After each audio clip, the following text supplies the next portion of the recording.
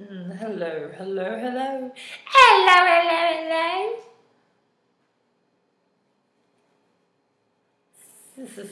So, um, is it looking like fall today or what? Oh my God. And today is one of my best friend's birthday. It's a happy birthday. I love you very much. Um, so it's happy birthday. So I guess if yesterday was All Hallows Eve, then today is All Hallows Day. Oh my gosh. What a world we live in. It's kind of funny when you step back and examine it, though not always in a haha kind of way. Sometimes it's in a very how could you be that damn stupid way? It's like glaringly obvious. And my pumpkins are turning like green. They're not rotten or anything. They've been up here for like 2 months. But like, look how clean and fresh they are. But they are turning, it's like, they're turning like a green. It's like they're ripening. It's the weirdest thing. So it's funny how those little things thrive. It's like, I wonder if they're alive. I wonder if on a metaphysical level they're sentient, because like plants have souls and they're alive. So every living thing has a soul. The earth has a soul. Plants have souls. Things like that. But not everything is, made by God. Some things are actually like terrors sown by the devil. So I guess that's why Leviathan exists. The demonic female principle. The demon of the water. Of course, demons aren't really female. They're all male. So that's why they had wives and they fell and things like that. So, yeah, all the angels that fell were male. So, but I guess if you're like a devil worshiper, you're not really gonna care too much if what you're messing around with is really a woman or not. It's not really a human woman anyway, number one. And number two, those demons are pretty horrible looking whenever they change. For those of you who have seen a demon, they're pretty unpleasant to look at. It'll drive you completely insane if you're not protected with Jesus or God or Mary. They're afraid of Mary too. For those of you who argue, she's divine. And nothing's going to change their mind about that. She's the queen of heaven and earth, period. Just a little fact. I was listening today, I've noticed something. A lot of people talk about, alien disclosure. She's that in quotations. Alien disclosure. But people really aren't talking about, sci-tech or transhumanism, which is kind of funny when you think about it, because these things tie in with the whole alien principle. And I'm not talking about, little green men that fly down in a flying saucer. I'm talking about fallen angels. I've seen aliens turn in, I'm sorry, let's rewind that a little bit.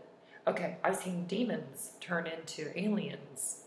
I've had dreams about it. I've heard testimonies. In fact, there's a book called Communion that talks about space aliens abducting a guy, and they really I've seen demons. I've never been abducted by an alien, but I have seen visions. I've seen in my mind's eye, my third eye, I've seen that where demons are very horrible looking. They turn into aliens, and I've never, growing up, I never put two and two together that aliens might be demons, because I was always into ghosts, and I would always watch the show Sightings on the old Fox network back in the early 90s, I think it was 91, 92, something like that. And I never put two and two together, but until I actually saw it for myself. So I've seen demons turn into very, very scary looking people that have had excessive cosmetic procedures done, and it's like almost like they're mock. When I see that, it's like they're almost mocking me because it's so scary. Like you can tell it's not a human spirit in that projection. It's sentient. It actually, talks and moves and stuff like that. So when something like that gets in my mind, it tries to oppress me, tries to, speak with me on a telepathic level, I always pray to push that out of my mind, because it's very difficult to remove that on your own. I can push it a little bit, but those things are really strong. Satan's really, really strong. And we're in a war. This is a war on what's left of the human race. And not all humans are human. Some humans are, they're hybrid demons. But some of us, as we get closer to Revelation, you realize some of us are actually, a little advanced too. So you hear about the star children, the indigo children, things like that. It's not that big of a thing. When you find out, it's like not that big of a shock. So who really knows? I don't know. I don't think it's for anybody who's saved. It's really a shock that you have divine properties and qualities that just keep on evolving and changing and getting better as you ascend spiritually. So love is eternal, and some people can't love. Some people love sin. Some people are taught that sin means doing something that is really good, like that you really want to do. But not everybody's like that. I see sin as something very grotesque, very, very contagious, it's basically like a biohazard. I wouldn't go bathing and gargling AIDS-infested blood, or going and drinking Ebola blood, or like things like that. That's like, to me, that's what sin is like. So it's like, it's very unappealing. It's a biohazard. It causes illness. Sin causes illness, especially sexual sins. It's really grotesque.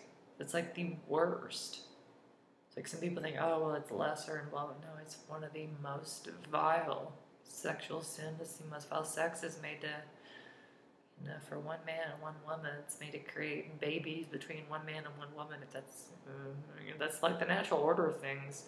But sometimes, a woman can be, barren, things like that. And that's not like, to me, that's not a shame. God even said in the final days, even the barren womb will be envied.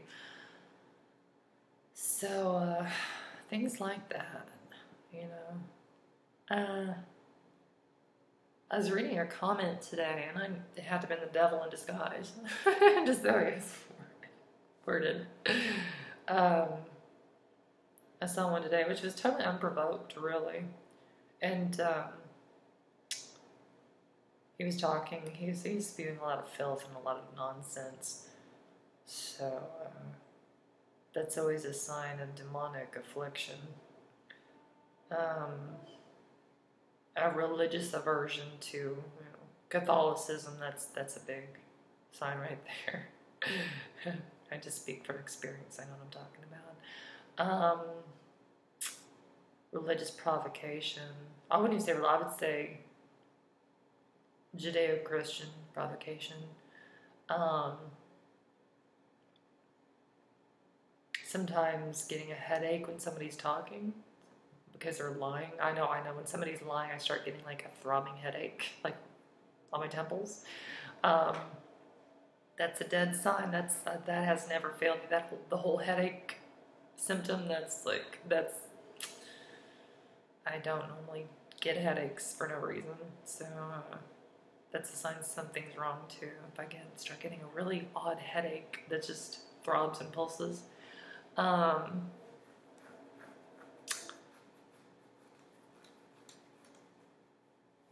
don't know, like ominous dreams. I noticed that a lot of people that I know and that I am friends with are having very prophetic dreams.